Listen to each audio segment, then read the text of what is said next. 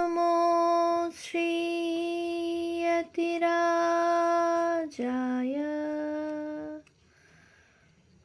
বিবেকানন্দসূরয়ে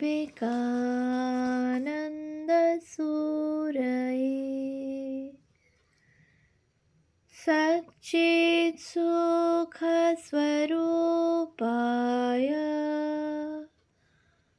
স্বামিনে তাপহারিণে।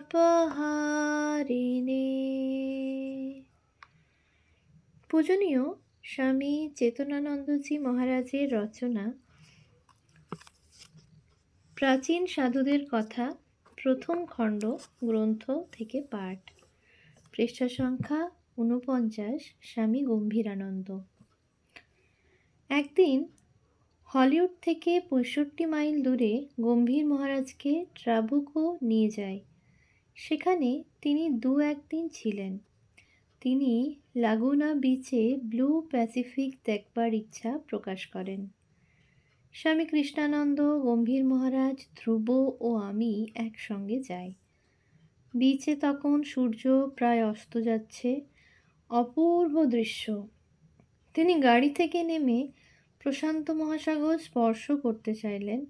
হঠাৎ একটা ঢেউ এসে তার পা ভিজিয়ে দিল। একজন আমেরিকান তার গেরুয়া পোশাক দেখে বলল, ওয়েলকাম টু ক্যালিফোর্নিয়া। আমি বললাম, মহারাজ, Pacific Ocean took the dust of your feet. কৃষ্ণানন্দের গাড়িতে বাড়তি মোজা ছিল। তার ভিজে মোজা পাল্টানো হলো। আমি কয়েকটা ছবি তুলেছিলাম এবং তা তাকে মঠে পাঠিয়েছিলাম। তিনি উত্তরে লিখেছিলেন, the setting San with setting Gambhirananda. বেশ হয়েছে। 1977 সালে হলিউড থেকে যখন প্রথমবার মঠে যাই, গম্ভীর মহারাজ তখন জেনারেল সেক্রেটারি। তার সঙ্গে বিকালে বেড়াতাম। মহারাজের সঙ্গে আমি খুব ফ্রি ছিলাম। আমি একদিন বললাম, মহারাজ, পাশ্চাত্যে আমাদের 3 প-যুক্ত সাধু চাই। কী রকম? পবিত্র, প্রেমিক ও পণ্ডিত। স্বামী আত্মস্থানন্দজি আমাকে ঠাট্টা করে বললেন, তুমি মঙ্কস কোয়ার্টার্সে ঘুরে দেখে এসো, কজন পাও। সেপ্টেম্বর মাসের একদিন বেড়াতে বেড়াতে কথা প্রসঙ্গে আমি বললাম, মহারাজ, স্বামীজি বলেছেন বড় গাছের ছায়া ছোট গাছগুলোকে বাড়তে দেয় না। ছোটদের স্থান করবার জন্য আমাকে যেতেই হবে। তিনি বললেন, দেখো, স্বামীজি মহাপুরুষ ছিলেন, তিনিই আমাদের আদর্শ। তার পরদিন মঠে গঙ্গেশানন্দজির কাছে শুনলাম যে গম্ভীর মহারাজ জেনারেল সেক্রেটারির পদ থেকে রিজাইন করেছেন এবং বলেছেন যে তাঁর চোখের দৃষ্টি ভালো না থাকার দরুন তিনি ওই গুরুত্বপূর্ণ পদে থাকতে চান না। কাঁকড়গাছি থেকে ভূতেশানন্দজি ও অন্যান্য প্রাচীন ট্রাস্টির অনুরোধে তার টার্ম শেষ না হওয়া পর্যন্ত তিনি কাজ চালিয়ে যান। 1977-এর শেষের দিকে তিনি 3 মাসের ছুটি নিয়ে লখনৌ যান এবং স্বামী বন্দনানন্দজি তার কাজ পরিচালনা করতে থাকেন। তারপর তিনি ভাইস প্রেসিডেন্ট হন। 1982 সালে যখন সেন্ট লুইস থেকে মঠে যায়, তিনি তখন মন্দিরের পিছনের বাড়িতে থাকতেন। একদিন আমি বললাম, মহারাজ, আপনার শ্রী রামকৃষ্ণ ভক্তমালিকা গ্রন্থদ্বয়ের পরিবর্ধন হওয়া দরকার, কারণ এখন আরও নূতন তথ্য পাওয়া গিয়েছে। তিনি বললেন, কে আর করবে? আমি এখন চোখে ভালো দেখি না। তা সত্ত্বেও তিনি লিটারারি ওয়ার্ক চালিয়ে গিয়েছেন। রোজ সেবকদের মাধ্যমে তিনি যুবনায়ক বিবেকানন্দ এর সংশোধন করেছেন এবং গীতা ও ছান্দোগ্য উপনিষদের শাঙ্কর ভাষ্যের ইংরেজি অনুবাদ করেছেন। আমি পরামর্শ দিলাম গীতার ম্যানুস্ক্রিপ্ট ত্রিচুরের স্বামী গভীরানন্দের কাছে পাঠাতে, কারণ তিনি অদ্বৈত আশ্রমে প্রুফ রিডার ছিলেন এবং মহারাজের 8 উপনিষদস এর প্রেস কপি দেখেছেন। তিনি আমার সাজেশন অনুমোদন করলেন। একদিন কথা প্রসঙ্গে বললেন, আমি যখন জেনারেল সেক্রেটারি ছিলাম, আমার একটা রেফ্রিজারেটর ছিল, তাতে ফল মিষ্টি রাখতাম, কিন্তু এই বাড়িতে আসার সময় তার সঙ্গে আনিনি। ভক্তেরা মিষ্টি আনে, কিন্তু তা গরমে খারাপ হয়ে যায়। আমি বললাম, মহারাজ, আমি আপনাকে একটা রেফ্রিজারেটর প্রেজেন্ট করব। তুমি টাকা পাবে কোথায়? আপনাকে তা ভাবতে হবে না, আমার কাছে টাকা আছে।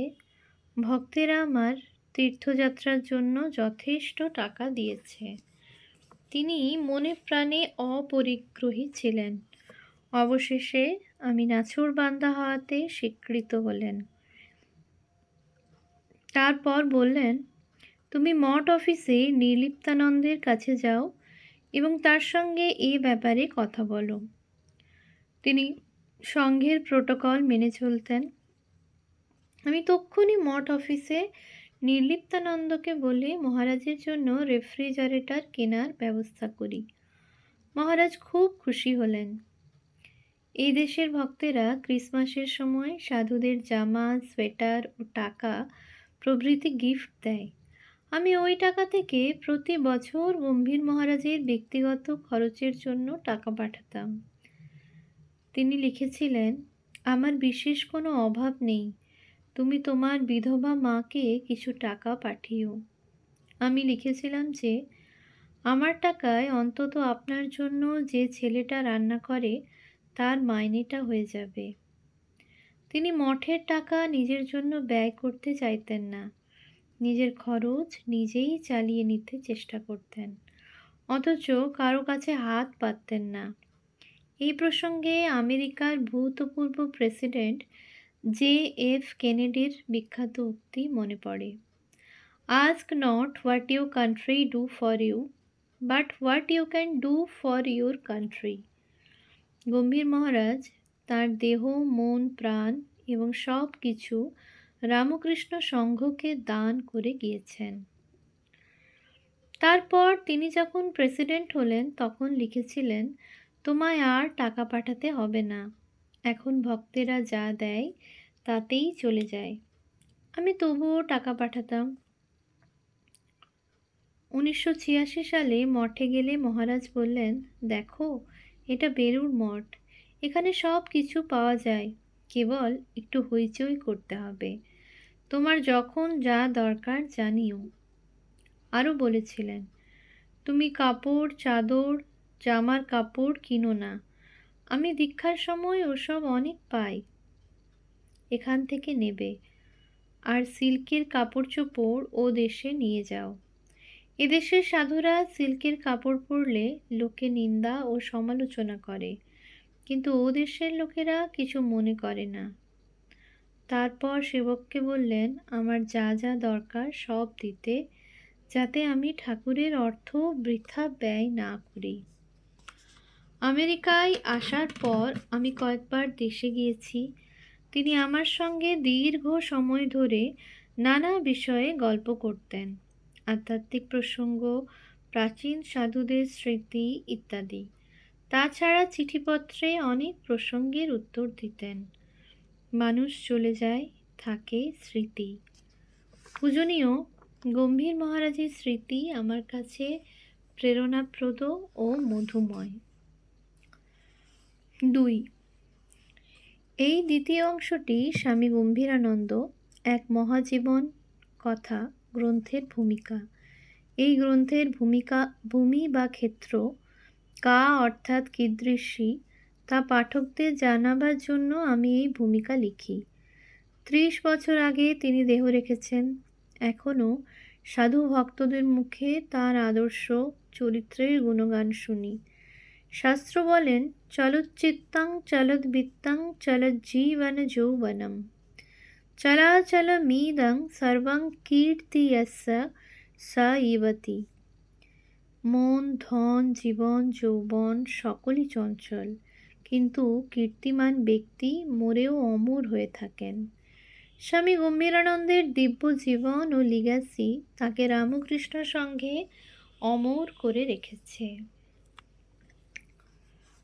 যিনি এখন দেহমুক্ত ও নাম রূপের পারে, তাকে নাম রূপের মধ্যে টেনে এনে তার গুণাবলী গেয়ে সীমিত করার শোভা পায় না, উচিত নয়। অথচ মানব মন মায়া মমতা শ্রদ্ধা প্রেম ভালোবাসার ডোরে বাঁধা। তাই মানুষ প্রিয়জনের স্মৃতির রশি দিয়ে বাঁধতে তাই মানুষ প্রিয়জনকে স্মৃতির রশি দিয়ে বেঁধে ধরে রাখতে চায়। মানুষ মননশীল, মননের অধিকারী। মানুষের মানসপটে ক্রমাগত বৃত্তি প্রবাহ চলতে থাকে। ওই বৃত্তিগুলি চিত্তে রেখে যায় সংস্কার, আর ওই সংস্কার থেকে আবার ওঠে বৃত্তি। যোগমতে এই চিত্তবৃত্তির অন্যতম হল স্মৃতি। এই স্মৃতিকে অবলম্বন করে মানুষ শেষে কেঁদে জীবনের পথে চলতে থাকে। সংস্কারের তারতম্য অনুসারে স্মৃতির তারতম্য হয়। গভীর সংস্কার থেকে ওঠে অম্লান স্মৃতি, আর স্বল্প সংস্কার থেকে আসে ম্লান বা আবছা স্মৃতি। স্বামী গম্ভীরানন্দের এই স্মারক গ্রন্থ, স্বামী গম্ভীরানন্দ এক মহাজীবনের কথা, বহু সাধু ভক্তের মূল্যবান স্মৃতি সম্ভার। ইতিহাস চিরপ্রবাহমান, এর গতি কখনো থেমে যায় না। ইতিহাসের অতীত আছে, তেমনি বর্তমান ও ভবিষ্যৎও আছে। ইতিহাস কখনো সমান্তরালভাবে চলে না, এর প্রবাহ বয়ে চলে উত্থান ও পতনের মধ্য দিয়ে। রোম ও মোগল সাম্রাজ্যের ইতিহাস, বৌদ্ধ ও খ্রিস্ট ধর্মের ইতিহাস এর সাক্ষী। রামকৃষ্ণ সংঘের ইতিহাস রামকৃষ্ণ, সারদা দেবী, স্বামী বিবেকানন্দ ও রামকৃষ্ণ সন্ন্যাসী ও গৃহী শিষ্যদের মধ্যে সীমিত নয়। এ সংঘের গতি স্বামীজির ভাষায় 1500 বছর ধরে তরতর করে বয়ে চলবে। কেউ যদি মনে করে রামকৃষ্ণ ও তাঁর সাক্ষাৎ শিষ্যদের জীবনী ও কার্যাবলীতে রামকৃষ্ণ সংঘের ইতিহাস শেষ, তাহলে মহা ভুল করা হবে। রামকৃষ্ণের শেষ সাক্ষাৎ শিষ্য স্বামী বিজ্ঞানানন্দের পর সংঘের প্রেসিডেন্ট হয়েছেন স্বামী শুদ্ধানন্দ, বিরজানন্দ, শঙ্করানন্দ, বিশুদ্ধানন্দ, মাধবানন্দ, বীরেশ্বরানন্দ, গম্ভীরানন্দ, ভূতেশানন্দ, রঙ্গনাথানন্দ, গহনানন্দ, আত্মস্থানন্দ। এসব প্রেসিডেন্টের জীবনী ও কার্যাবলীর ইতিহাস সত্যই গুরুত্বপূর্ণ এবং অতীব প্রয়োজনীয়। এসব জ্ঞানীগুণী সন্ন্যাসী রামকৃষ্ণ সংঘের ঐতিহ্য ও আধ্যাত্মিক ধারাকে পুষ্ট করেছেন। ইতিহাসের পাতায় এদের যদি নাম না থাকে, সেটা হবে গ্রেট লস, মহা লোকসান।